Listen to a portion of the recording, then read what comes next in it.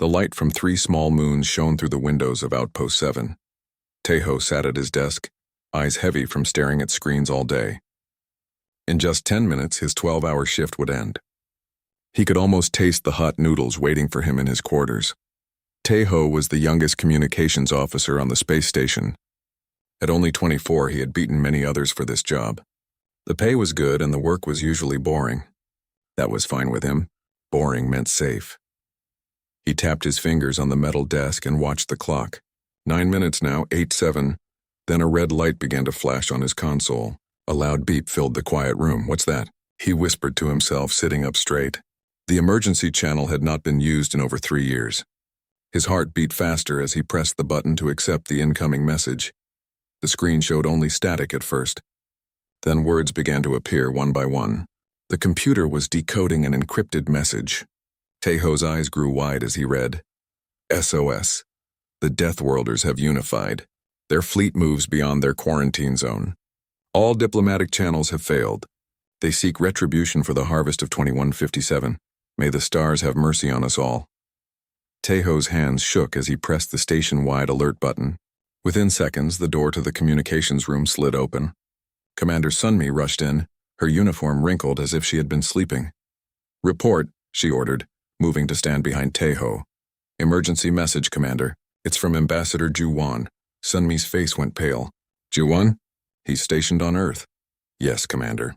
The message says the humans have broken through the quarantine. They've formed a fleet." Sunmi leaned forward and read the message herself, her lips pressed into a thin line. "The harvest of 2157, she whispered. They still remember." Tejo had studied about the harvest in school. It was taught as a natural disaster on an early human colony. A solar flare had supposedly killed all the settlers on Proxima Centauri b. After that tragedy, the Galactic Alliance had decided humans were too fragile for space travel. The quarantine was for their own protection, his teachers had said. "Send this message to Alliance Defense Council headquarters right away," Sunmi ordered. "Priority Alpha. Then check all the quarantine beacons." Tejo's fingers flew across his console. One by one, the status of each quarantine beacon around Earth's solar system appeared on his screen. "Commander," he said, his voice cracking, "all beacons are offline." "Every single one." Sunmi gripped the back of his chair. "That's impossible. There are over 50 beacons. They can't all fail at once." They didn't fail, Commander.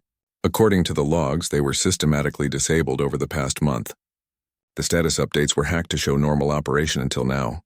The room fell silent except for the hum of the computers. Earth had been contained for over 100 years by those beacons. The technology was supposed to be far beyond human capabilities. How could they do this? Tejo asked. "Human technology is at least 50 years behind ours." Sunmi didn't answer right away. She walked to the window and stared out at the stars. "Send the alert," she finally said. "Then meet me in my office." 20 minutes later, after sending the emergency message to every Alliance outpost in the sector, Tejo stood nervously in Commander Sunmi's office. Unlike the rest of the station, her office held personal items. Pictures of family, strange plants from her home world, a very old book that appeared to be made of actual paper. "Sit down, Tejo," she said, gesturing to a chair. He sat, his back straight, hands on his knees. "Is there something else you need me to do, Commander?" Sunmi didn't sit behind her desk. Instead, she paced the small room. "What do you know about humans?" she asked. "Just what we learned in school. They evolved on a high-gravity planet with poisonous elements in the air. Their bodies developed to survive extreme conditions. That's why they're called Deathworlders." Sunmi nodded. "That's the basic information. But there's more." She stopped pacing and looked directly at Tejo. "My grandfather was part of the first contact team with Earth, before the quarantine." Tejo's eyes widened. "I didn't know your family had such history. It's not something I talk about. My grandfather didn't agree with the Alliance's decision to quarantine Earth. He said the humans were remarkable, adaptable, quick to learn, and kind in their own way." She picked up a small object from her desk. It looked like a simple metal cube with strange markings. "He gave me this. It was a gift from a human child. The humans called it a puzzle box. It can be opened, but only if you understand how the pieces fit together." Tejo looked at the box with new interest. "A human made that?" "Yes, my grandfather said humans are natural problem solvers. They see challenges where we see barriers. Sunmi set the box down carefully. The official story about the harvest isn't true, Taeho. The young officer shifted uncomfortably in his chair. What do you mean, Commander? The harvest wasn't a natural disaster. That's what Ambassador Juwan discovered. He was sent to observe humans, but he began to care about them. He went looking for the truth about why they were quarantined. And what did he find? Sunmi's face looked sad now. I don't know the details, but I do know this. If the humans have broken free and formed a fleet, they must have found evidence of what really happened. And they're coming for answers. An alarm blared throughout the station, cutting their conversation short. Sunmi rushed to her desk and pressed a button on her console. Command Center, report, she ordered. A voice came through the speaker. Commander, we're receiving reports from multiple sectors. Human ships have been spotted moving through the Orion Arm. At least 30 vessels, possibly more. They're heading toward the Central Alliance worlds. Have they attacked anyone? Sunmi asked. No, Commander. They're avoiding all contact, changing course to go around our patrol ships. But they're moving fast. Sunmi exchanged a look with Taeho. Keep monitoring. I want updates every 15 minutes. She turned off the console and stood up straight, her face showing determination. Taeho, I need to tell you something important, and I need you to listen carefully. She lowered her voice. The Alliance has not always been honest about its history with other species. The humans may have legitimate reasons for their actions. But, Commander, if they're coming with a fleet... I know, but remember, they haven't attacked anyone yet. That tells me they want something specific. The truth, Taeho said, understanding now. They want the truth about the harvest. Sunmi nodded. And there are those in the Alliance who will do anything to keep that truth hidden. She walked to a small safe in the wall of her office. After pressing her hand against the scanner, the safe opened. She removed a data chip and held it out to Taeho. This contains my grandfather's personal logs about first contact with Earth. I want you to keep it safe. If something happens to me, get this information to Captain Ji-hoon of the Alliance flagship Stellar Guardian. He's a good man who values truth over politics. Taeho took the chip with shaking hands. Why me, Commander? Because you noticed the emergency message right away. Because you're thorough and honest. And because I think you'll do the right thing when the time comes. Before Taeho could ask what the right thing was, the station shook violently. They both grabbed onto the desk to steady themselves. What was that? Taeho gasped. The console on Sunmi's desk lit up again. Commander, a ship just dropped out of faster-than-light travel right next to the station. It's Ambassador Juwan's personal vessel. Sunmi rushed out of the office with Taeho close behind. They ran through the corridors of the station until they reached the docking bay.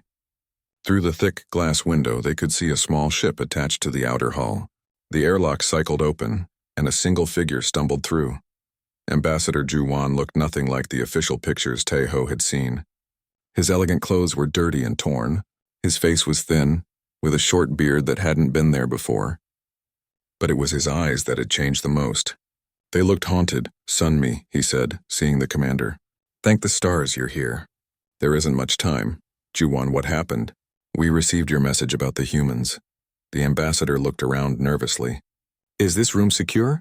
No recordings? Sunmi nodded. It's safe. This is Communications Officer Taeho. He received your message. Juwan studied Taeho for a moment, then seemed to decide he could be trusted. The humans know the truth now. About the harvest. About everything. They found records in their deep space archives that weren't properly erased. The ambassador's voice was hoarse, as if he had been shouting. They're not coming to attack the Alliance. They're coming to expose the lies. What lies? Taeho asked. What really happened at the harvest? Juwan looked at him with those haunted eyes. The Viridian Consortium happened. They saw human expansion as a threat to their trade monopoly. They ordered the attack on the human colony and blamed it on a solar flare. Then they convinced the Council to quarantine Earth for their own protection. Sunmi closed her eyes briefly. My grandfather suspected as much. The humans have proof now, Juwan continued. And they're taking it directly to the Council. But the Viridians control half the Council votes. They'll try to stop the humans from ever reaching the Council chamber. Another alarm sounded, more urgent than the last. Commander, a voice called over the station's communication system. Captain Ji-hoon stood on the bridge of the Alliance flagship Stellar Guardian, watching the stars through the main viewport. His ship was the pride of the Alliance fleet, fast, powerful, and equipped with the latest technology. Today that technology was focused on one task, finding the human fleet. Any sign of them?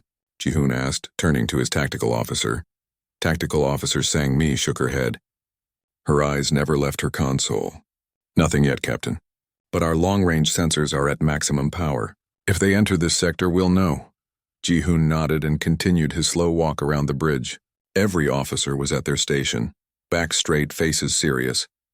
They all understood the importance of their mission. 3 days ago, the Defense Council had ordered the Stellar Guardian to intercept the human fleet. The orders were clear: convince the humans to return to their solar system. If they refused, the Stellar Guardian was authorized to use force. Ji-hoon had never seen a human in person. Few Alliance members had. Earth had been under quarantine for over 100 years. The official reason was to protect humans from the dangers of space travel after the tragedy of the harvest. But Ji-hoon had always wondered about the real reason.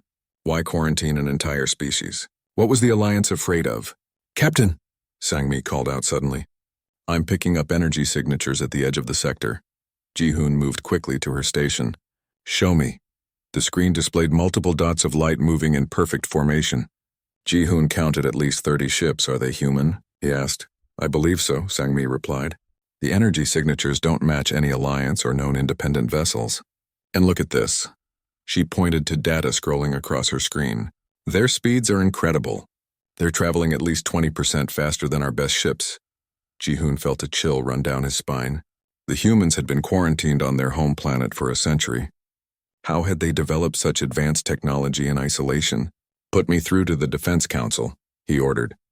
Minutes later, Ji-hoon was speaking with Admiral Tae-ju, the head of Alliance Defense.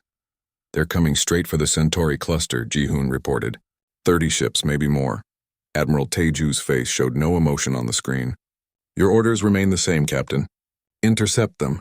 Make it clear that they have violated the quarantine accords. They must return to Earth immediately. And if they refuse, Ji-hoon asked, though he already knew the answer, then you are authorized to fire on their vessels. The quarantine must be maintained. The transmission ended. Ji-hoon stood still for a moment, thinking. Something about this situation felt wrong. The humans weren't attacking anyone. They were just moving through space, heading toward a specific destination. Captain, Sang-mi called out again. The human fleet has changed course. They're heading directly toward us. Ji-hoon returned to the bridge. Time to intercept? Less than 30 minutes. Alert all crew. Battle stations. The order felt heavy in his mouth. Ji-hoon had been in battles before against pirates and rogue vessels, but never against an entire fleet. Never against a species that had been wronged by the Alliance. As the minutes ticked by, Ji-hoon reviewed everything he knew about humans. They evolved on a planet with high gravity, which made them physically stronger than most Alliance species. Their homeworld had extreme weather, poisonous plants, and large predators. These conditions had forced humans to become adaptable, creative, and resilient. They were classified as Deathworlders, beings from planets so dangerous that most species couldn't survive there. They're dropping out of FTL travel, Sang-mi announced. 15 seconds. Ji-hoon watched as the stars seemed to bend and then 30 ships appeared in front of them. The vessels were unlike any he had seen before. Their designs weren't sleek and symmetrical like Alliance ships. Instead, they looked rugged and practical, with thick armor plating and multiple weapon ports. The largest ship, presumably their flagship, was massive, at least twice the size of the Stellar Guardian. They're hailing us, Communications Officer Min-soo reported. Ji-hoon straightened his uniform. On screen, the main view screen changed to show a human female. Her skin was darker than Ji-hoon had expected, and her hair was cut short. She wore a simple dark uniform with small markings on the collar that Ji-hoon assumed indicated rank. This is Admiral Han of the United Earth Fleet, the human said in perfect galactic standard. We request immediate passage to the Centauri cluster. We have no quarrel with your ships if you stand aside. Ji-hoon was surprised by her calm, measured tone. There was no anger, no threat, just a simple statement of intent. Admiral Han, he replied, using his most diplomatic voice. I am Captain Ji-hoon of the Alliance flagship Stellar Guardian. You've violated the quarantine accords. The Council demands your immediate return to Sol system. Admiral Han's expression didn't change. Captain, we've discovered that the harvest of 2157 was not a natural disaster, as your council claimed. It was a deliberate attack on our colony world. We have the evidence, and we're heading to present it to the full council. You can escort us or engage us, but be aware that Deathworlders don't fight to posture. We fight to win. A cold silence fell over the bridge. Ji-hoon felt every eye on him waiting for his response. The implications of the Admiral's words were enormous. If she was telling the truth, then the Alliance, his alliance, had covered up an attack on an innocent colony and then imprisoned an entire species based on a lie. Before he could respond, Science Officer Do-yoon approached him with a datapad. Captain, Do-yoon said quietly, I've been running long-range scans of the Centauri cluster as you ordered. I'm picking up massive energy signatures consistent with orbital bombardment. Something is happening there. Ji-hoon took the pad and studied the readings. Do-yoon was right. The energy patterns matched those created by powerful weapons, specifically Cascadian particle technology. And only one species in the Alliance had access to that technology, the Viridians. Admiral Han, Ji-hoon said, looking back at the screen, our sensors are detecting weapons fire in the Centauri cluster. Do you know anything about this? For the first time, the human's composure slipped. Her eyes widened slightly. Send me the data, she demanded. Ji-hoon nodded to Do-yoon, who transmitted the information to the human vessel. Admiral Han looked down, presumably at her own screen. When she looked up again, her face had hardened. Captain Ji-hoon, we need to reach the Centauri cluster immediately. What your sensors are detecting is a Viridian attack fleet. They're trying to destroy the evidence of their previous crime before we can retrieve it. Ji-hoon felt torn between his duty and his instinct. His orders were to stop the humans, to force them back to Earth. But if Admiral Han was telling the truth, then following those orders would make him complicit in a massive injustice. I need more information, Admiral, he said. What evidence are you talking about? What do you think happened at the harvest? Admiral Han seemed to consider her words carefully. 1 month ago, our deep space archivist discovered encrypted transmissions in an abandoned relay station at the edge of our solar system. These transmissions were between Viridian High Command and their attack fleet. They ordered the complete destruction of our colony on Proxima Centauri b. Their reason? Our expansion threatened their economic interests in that sector. She paused, letting the information sink in. After the attack, they convinced the Council that a solar flare had killed our colonists. They claimed the tragedy proved humans weren't ready for space travel. The quarantine was established for our protection, but in reality it was to prevent us from discovering the truth and to stop our expansion. And you can prove this? Ji-hoon asked. Yes. The original transmission logs are stored in a hidden facility on Proxima Centauri b. The facility was shielded against the attack. We believe it's still intact, unless the Viridians find it first. Ji-hoon turned away from the screen and walked a few steps, thinking. Everything about this situation felt wrong. The hurried orders from the Defense Council, the Viridian ships already at the Centauri cluster, the strange tension in Admiral Taeju's voice when he gave the order to fire on human ships if necessary. He made his decision and turned back to face Admiral Han. My orders are to stop your fleet, Admiral, but I believe in justice above all else. He straightened to his full height. The Stellar Guardian will escort you to the Centauri cluster. If your evidence is there, we'll help you retrieve it. Relief flickered across the human's face. Thank you, Captain. We accept your escort. After the transmission ended, Sang-mi approached Ji-hoon. Captain, are you sure about this? She asked quietly. The Defense Council was very clear. Ji-hoon looked at his tactical officer. The Defense Council may not have all the information, Sang-mi. Or worse, they might be acting on Viridian orders. Either way, I won't fire on ships that might be innocent without seeing the evidence for myself. And if the humans are lying? She asked. Then we'll be in position to stop them, Ji-hoon replied. But my instincts tell me they're telling the truth. And in all my years of service, my instincts have rarely been wrong. Ji-hoon returned to the captain's chair and pressed the ship-wide communication button. All crew, this is Captain Ji-hoon. We have new orders. We will escort the human fleet to the Centauri cluster to investigate claims of an ongoing Viridian attack. The journey to the Centauri cluster took 6 hours. Captain Ji-hoon spent most of that time reviewing the information Admiral Han had shared. If the humans were telling the truth, then the harvest of 2157 was not a natural disaster but a deliberate attack. An attack ordered by the Viridian Consortium, the oldest and most respected member of the Alliance. We're approaching Proxima Centauri B, announced Navigator Yujin. Dropping out of FTL in 30 seconds, Ji-hoon nodded and straightened in his chair. All stations prepare for possible combat. Tactical, keep weapons powered but do not target any vessels unless I give the order. Yes, Captain, Sang-mi replied from her station. The stars stopped stretching and returned to their normal appearance as the Stellar Guardian and the human fleet entered normal space. The planet Proxima Centauri B appeared on the main screen, and a collective gasp went through the bridge. The planet's surface was a wasteland. What had once been oceans were now dry basins. The continents were blackened with no sign of the green vegetation that should have covered them. Deep craters scarred the surface in a pattern that could only have been created by orbital bombardment. Scan the surface, Ji-hoon ordered, his voice tight. Look for any signs of the facility Admiral Han mentioned. Science Officer Do-yoon bent over his console. I'm detecting an energy signature near the northern pole, Captain. It's faint, but it's definitely there. The area appears to be shielded. Send the coordinates to Admiral Han, Ji-hoon ordered. Then he turned to Communications Officer Min-soo. Any sign of Viridian ships? Min-soo shook his head. No, Captain.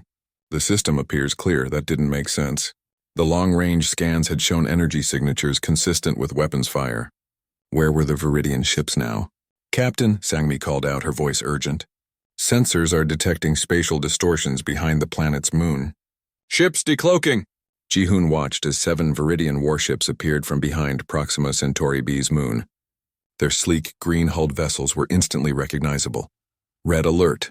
Shields up, Ji-hoon ordered. Open a channel to the Viridian ships. The main screen changed to show a Viridian commander. Their skin was pale green with a metallic sheen, and their large eyes blinked slowly. This is High Commander Sev of the Viridian Defense Fleet, the Viridian said. Captain Ji-hoon, you are interfering with an authorized security operation. You will withdraw your vessel immediately. Ji-hoon kept his face neutral. High Commander, I was not informed of any security operation in this system. What exactly is your mission here? The Viridian's eyes narrowed slightly. That information is classified under Provision 37 of the Alliance Charter. You are not authorized to know more. Withdraw your vessel. I'm afraid I can't do that, Ji-hoon replied. We are here at the request of representatives from Earth to investigate claims regarding the harvest of 2157.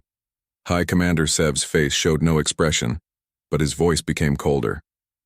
The humans are in violation of the quarantine accords. Any claims they make are irrelevant. This is your final warning, Captain. Withdraw or be considered hostile. The transmission ended abruptly. Ji-hoon turned to his bridge crew. Options? He asked. Sang-mi spoke first. The Viridian warships outgun us 7-1, Captain. Even with the human fleet, we're at a disadvantage. Their ships are positioning themselves between us and the planet, Navigator Yujin added. They're blocking access to the coordinates we sent to Admiral Han. Ji-hoon nodded. The Viridians were preventing them from reaching the surface. That confirmed his suspicions. Whatever evidence the humans were looking for, the Viridians didn't want them to find it.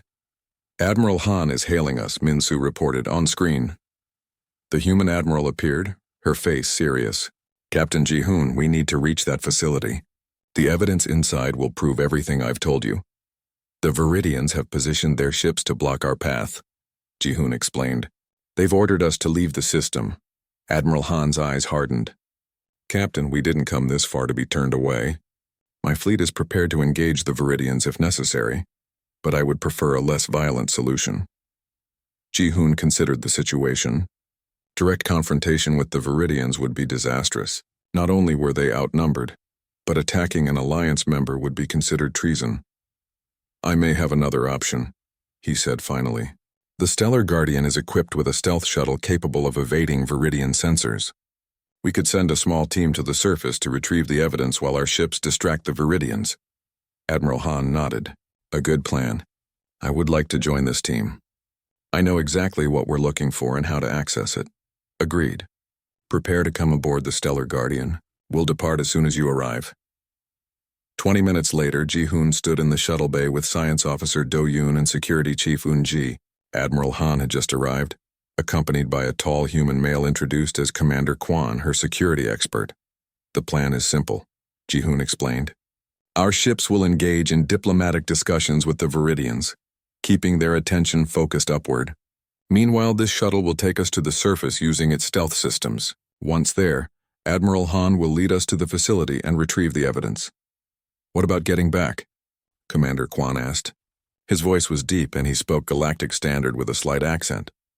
The shuttle can send an automated signal to the Stellar Guardian when we're ready for extraction. Ji-hoon replied. We'll have a narrow window to leave the surface before the Viridians detect us. The 5 of them boarded the shuttle, and Ji-hoon took the pilot's seat. He had trained on this type of craft and was the most qualified to fly it. Shuttle Bay, this is Captain Ji-hoon. We're ready for departure. Initiate stealth protocols and open the bay doors. Understood, Captain, came the response. Stealth protocols engaged. Bay doors opening. Good luck. The shuttle lifted off silently, its engines barely humming.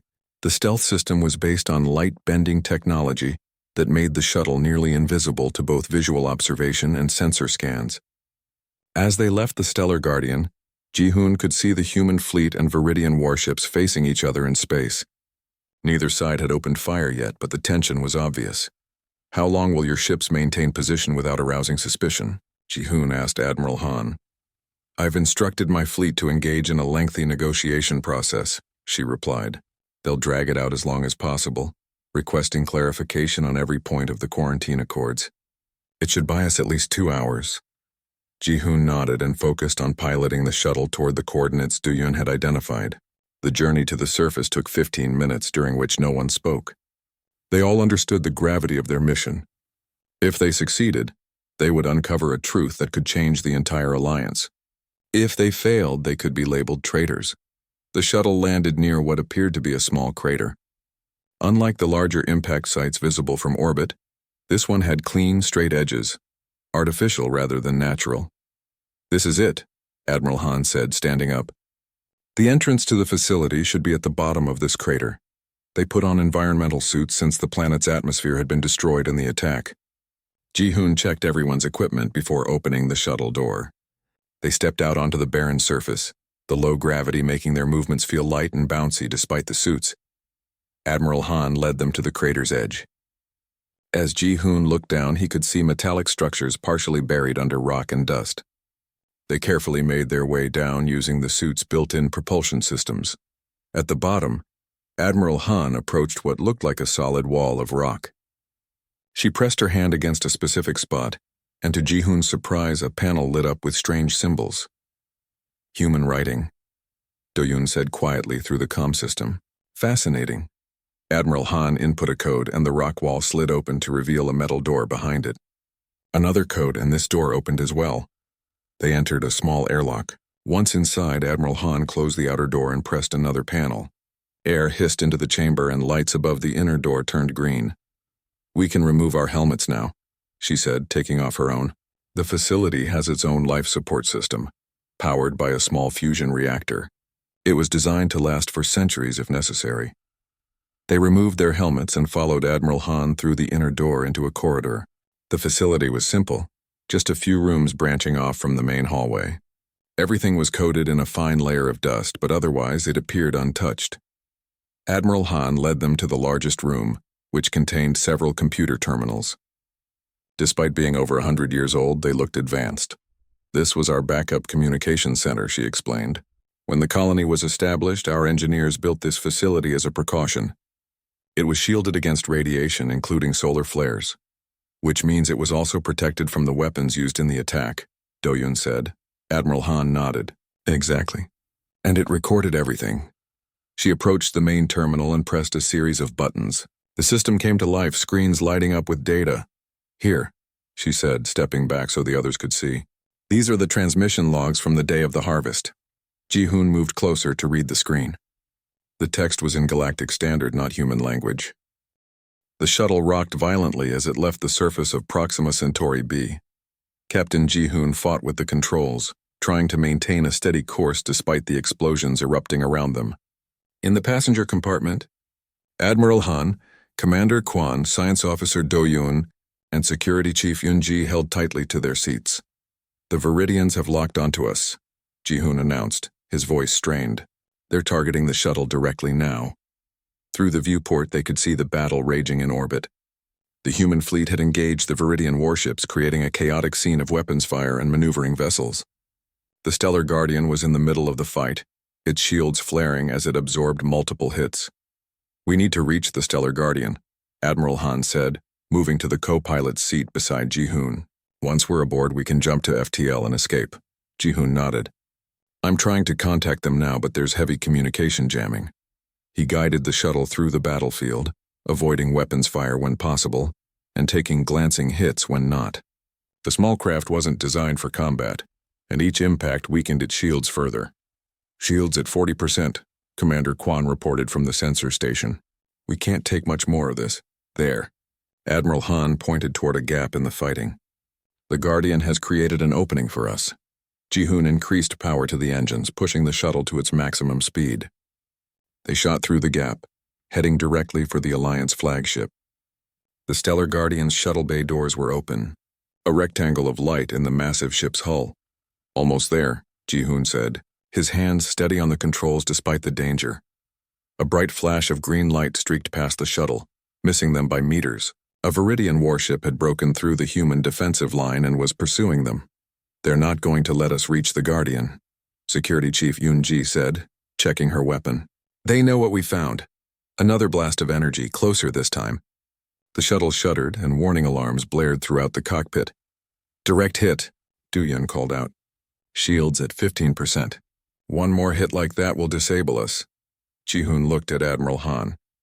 "We might not make it to the Guardian." The human's face was determined. "We have to. The evidence has to reach them."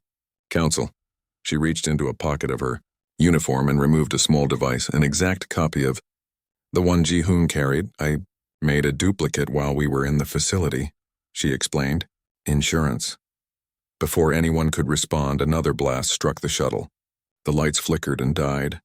Then emergency lighting bathed the cabin in red. The engine sputtered and failed. "We've lost power," Ji-hoon announced, trying to restart the systems, drifting without control. The shuttle was now a sitting target, slowly rotating in space. Through the viewport, they could see the Viridian warship approaching, weapons ready for the kill shot. Suddenly, a human vessel moved into position between the shuttle and the Viridian ship. It was smaller than the other human ships, possibly a fast attack craft. "That's the Swift Justice," Admiral Han said, recognition in her voice. "Commander Lee's ship." They watched as the Swift Justice opened fire on the Viridian warship, drawing its attention away from the helpless shuttle. The two vessels engaged in a deadly dance, weapons flashing as they maneuvered around each other. "The Swift Justice is buying us time," Ji-hoon said, "but unless we can get the engines back online." He was interrupted by a sudden jolt. The shuttle began moving again, but not under its own power. Looking out the viewport, Ji-hoon saw they were caught in a tractor beam from the Stellar Guardian. "They're pulling us in," he said, relief evident in his voice. The shuttle was drawn steadily toward the open bay doors of the flagship. Behind them, the Swift Justice continued its battle with the Viridian warship, taking heavy damage but refusing to retreat. As they watched, the Swift Justice took a direct hit to its engine section. Explosions rippled along its hull and the ship began to break apart. "No," Admiral Han cried, pressing her hand against the viewport as if she could somehow reach out and save the dying vessel. The human ship made one final attack, ramming itself directly into the Viridian warship's command center. Both vessels erupted in a massive explosion that lit up space like a newborn star. When the light faded, only debris remained. "They sacrificed themselves," Security Chief Yoon-ji said quietly, "to save us, to save the evidence." The shuttle entered the Stellar Guardian's bay and the doors closed behind them. As the bay repressurized, they could feel the ship accelerate and then the distinctive sensation of entering FTL travel. They had escaped. Medical and security teams met them as they exited the shuttle. Ji-hoon immediately approached his first officer, Commander Jun Seo. "Status report," he demanded. Jun Seo's face was grim. "We've taken heavy damage, Captain. Shields are at 30%, weapons at 50%. 2 decks were breached but have been sealed. 17 crew members injured, 3 critically. And the human fleet? 4 ships destroyed, including the one that saved us.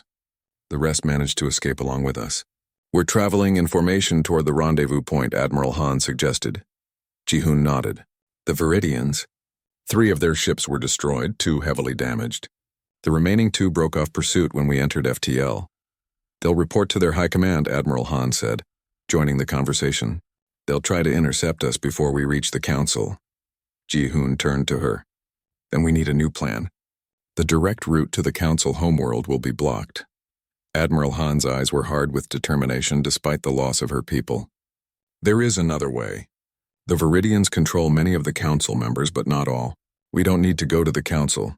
We need to broadcast the truth to everyone simultaneously. Viridia Prime, Ji-hoon said, understanding immediately. Their homeworld has the largest communication hub in the Alliance.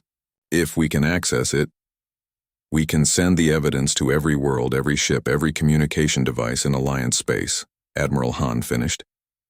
They won't be able to cover it up. It was a bold plan, perhaps even a foolish one. Viridia Prime was heavily defended, the heart of Viridian power. Getting there would be difficult. Accessing their communication hub would be nearly impossible. The Stellar Guardian is damaged, Ji-hoon pointed out, and we've already lost ships. This mission could cost us everything. Admiral Han looked at him steadily. My people have been imprisoned in our own solar system for 100 years because of a lie. 5,000 innocent colonists were murdered to protect Viridian profits. How many more would have been killed if we hadn't discovered the truth? Some prices are worth paying, Captain. Ji-hoon considered her words. His duty as an Alliance officer was to follow orders, to maintain the peace and stability of the galaxy. But his duty as a moral being was to stand against injustice no matter the source. Commander Jun Seo, he said finally, set course for Viridia Prime, maximum speed. Yes, Captain, Jun Seo replied, though his expression showed his concern. I need to address the crew, Ji-hoon continued. And then we need to plan our approach carefully. We'll have one chance at this. We can't waste it. An hour later, Ji-hoon stood in the Stellar Guardians conference room with Admiral Han, Commander Kwan, and his senior officers. The evidence from Proxima Centauri b had been reviewed by everyone present. No one questioned its authenticity or the horror it revealed. Viridia Prime has 3 layers of defenses, Tactical Officer Sangmi explained, pointing to a holographic display of the Viridian homeworld. An outer ring of automated defense platforms, a middle layer of patrol ships, and an inner layer of planetary shields. All communication goes through their central hub, located in the capital city. Can we break through the defenses? Ji-hoon asked. Sangmi shook her head. Not with our current strength. Even at full capacity, the Guardian and the remaining human ships wouldn't be enough. We don't need to break through, Admiral Han said. We just need to get close enough to access their communication network. Science Officer Do Yun had been working on a data pad during the discussion. He looked up with excitement in his eyes. I believe I have a solution, Captain. The Viridians use a specific frequency for their internal communications. If we can match that frequency and encrypt our signal to look like routine data traffic, we might be able to slip our transmission through their security. How close would we need to be? Ji-hoon asked. Within the outer defense ring, Do Yun replied, but not necessarily past it. Ji-hoon studied the holographic display. So we need to get to the edge of the Viridian system without being detected, transmit the evidence, and then escape before they can respond. Essentially, yes, Do Yun confirmed. There's another problem, Commander Kwan pointed out. The Viridians will be expecting us. They know what we found on Proxima Centauri b, and they know we survived. They'll have alerted every ship in their fleet to be on the lookout for us. Ji-hoon nodded. The human was right. The Stellar Guardian was well known, its profile easily recognizable. They would be spotted the moment they entered Viridian space. We need a distraction, Security Chief Yoon-ji suggested. Something to draw their attention away from us. Or we need to be someone else, Navigator Yoo-jin said quietly. Everyone turned to look at her. Yoo-jin was the youngest officer on the bridge crew, often quiet during strategy sessions. But her mind was sharp. The Truth Seeker approached Viridia Prime, its engines humming softly in the silence of space. Captain Ji-hoon stood on the bridge, watching as the green-blue planet grew larger on the main screen. Around it, the 3 layers of defenses waited like concentric rings of teeth.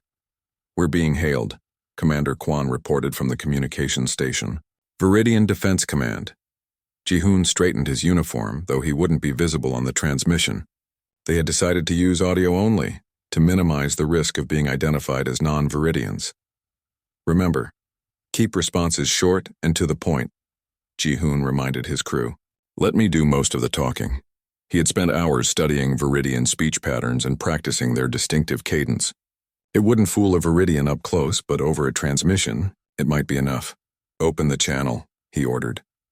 A voice filled the bridge, speaking in the precise, slightly musical tones of a Viridian controller. Vessel Green Prosperity, this is Viridia Defense Command. Your approach is unexpected. State the nature of your emergency. Ji-hoon took a deep breath and responded, matching the Viridian speech pattern as best he could. Defense Command, this is Acting Commander Lear of the Green Prosperity. We sustained heavy damage during an engagement with human vessels near the Centauri cluster. Our communication array was compromised, preventing earlier notification of our return. Requesting permission to proceed to orbital dock for repairs. There was a pause that seemed to stretch forever. Ji-hoon exchanged glances with Sang-mi, who stood ready at the tactical station. Finally, the controller responded. Green Prosperity, transmit identification codes and damage report. Kwon activated the prepared transmission, sending the codes they had extracted from the Viridian ship's database.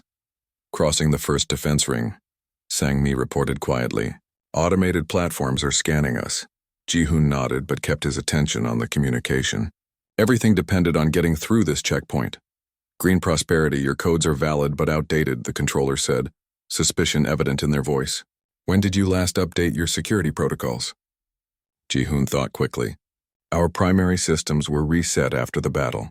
We are operating on backup protocols from before the engagement. Another long pause. Ji-hoon could almost feel the controller's doubt through the silence. Proceed on designated approach vector, the controller finally said. A security team will meet you at Docking Station 7 for verification. Understood, Defense Command. Proceeding to Docking Station 7. The communication ended, and everyone on the bridge released a collective breath. They're suspicious, Sang-mi said, but they're letting us through. For now, Ji-hoon replied. We won't make it past the security team, so we need to transmit the evidence before we dock. Kwon checked his console. We're not close enough yet, Captain. We need to get past the second defense ring to have enough signal strength. Ji-hoon nodded. Then that's what we'll do. Maintain course and speed. Prepare the transmission package. The Truth Seeker continued its approach, passing through the outer ring of defense platforms without incident. Ahead lay the second ring, patrol ships moving in precise patterns around the planet. Second defense ring in range. Navigator Minho reported. We'll reach optimal transmission position in 3 minutes. Ji-hoon watched the Viridian patrol ships on the tactical display. There were dozens of them, each capable of disabling the Truth Seeker with a few well-placed shots. Captain, Sang-mi said suddenly, a patrol ship is changing course to intercept us. Ji-hoon moved to her station and looked at the display. A Viridian vessel was indeed breaking formation, turning toward them. Time to transmission position, he asked. 2 minutes 30 seconds, Minho replied. The patrol ship will reach us before then, Sang-mi calculated. They must have noticed something suspicious. Ji-hoon considered their options. They could increase speed, but that would only raise more alarms. They could change course, but there was nowhere to hide in the open space around Viridia Prime. Hail them first, he decided. Take the initiative. Kwon nodded and opened a channel. Viridian patrol vessel, this is Green Prosperity. We notice you're altering course. Do you require assistance? A different Viridian voice responded, sharper than the controllers. Green Prosperity, maintain your current speed and prepare for inspection.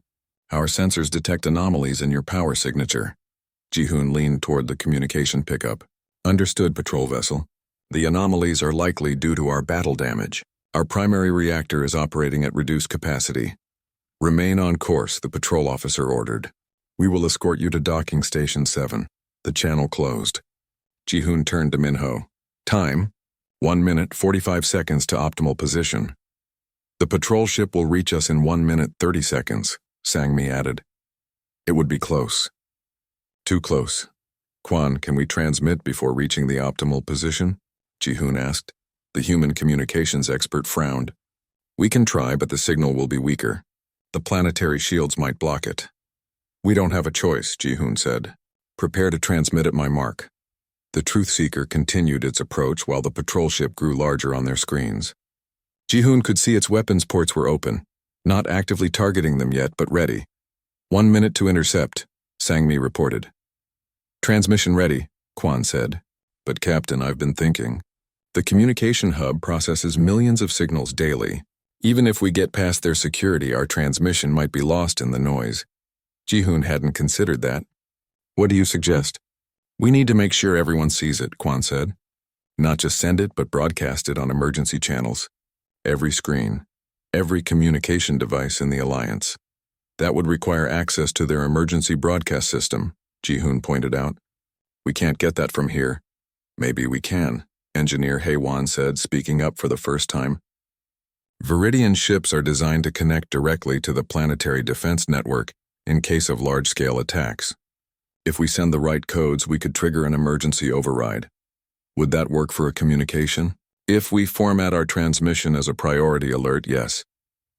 45 seconds to intercept, Sang-mi warned. Ji-hoon made his decision. Do it. Format the evidence as an emergency alert. Kwon and Hae-won worked quickly, their fingers flying over the controls as they reformatted the transmission package. The patrol ship loomed larger on their screens, now clearly on an intercept course. 30 seconds, Sang-mi counted down. Almost ready, Kwon replied, his face tense with concentration. Green prosperity. This is Patrol Vessel Eternal Vigilance, the Viridian voice came through again. Power down your engines and prepare for boarding, Ji-hoon responded, dropping any pretense of a Viridian accent. Understood, Eternal Vigilance. We're experiencing some difficulty with our engine controls. Please stand by. There was a moment of silence, then, Green Prosperity, identify yourself immediately. Your voice pattern is not Viridian. Now, Kwon, Ji-hoon ordered. Commander Kwon activated the transmission. The entire ship vibrated as their communication array pushed to its limits, sending the evidence package toward the Viridian communication hub. Transmission active, Kwon reported. Connecting to emergency channels. They're targeting us, Sang-mi shouted. Weapons lock. Ji-hoon gripped the edge of the command console. Evasive maneuvers. Shields up. The Truth Seeker swerved just as the patrol ship fired. The shot grazed their shields, causing the lights to flicker. Transmission at 30%, Kwon called out. We need another 40 seconds for complete upload. We don't have 40 seconds, Sang-mi replied as the tactical display showed more Viridian ships changing course to intercept them. The patrol ship fired again, this time hitting them directly. The Truth Seeker shook violently, and alarm klaxons blared throughout the bridge. Shields at 60%, Engineer Hae-won reported. Direct hit to our port engine. Maneuverability reduced. Transmission at 45%, Kwon updated. Ji-hoon watched as the situation deteriorated around them. More patrol ships were closing in. They were broadcasting an unauthorized transmission from a stolen vessel. There would be no mercy, no chance for surrender or explanation. Sang-mi, return fire, he ordered. Target their weapons only. We're not here to kill anyone. Tactical Officer Sang-mi activated the Truth Seeker's weapons, aiming carefully at the patrol ship's weapon ports. Their shots connected, disabling the patrol ship's main cannon but leaving the vessel intact. Transmission at 60%, Kwon reported. The system is trying to lock us out. I'm rerouting through secondary protocols. Another hit rocked the ship. A console exploded in a shower of sparks, throwing Navigator Minho to the floor. Security Officer Dae-jung rushed to his side, checking for injuries. He's alive, Dae-jung reported, but unconscious. Shields at 40%, Hae-won called out. We can't take much more of this. Transmission at 75%, Kwon said. His voice strained but determined. The evidence files are going through, but the video footage is still uploading. Ji-hoon made a quick decision. Forget the video for now. Make sure the text transcripts and authentication codes get through. We can send the video later if we survive this. Kwon nodded and adjusted the transmission priority, reconfiguring. Transmission of essential data now at 85%.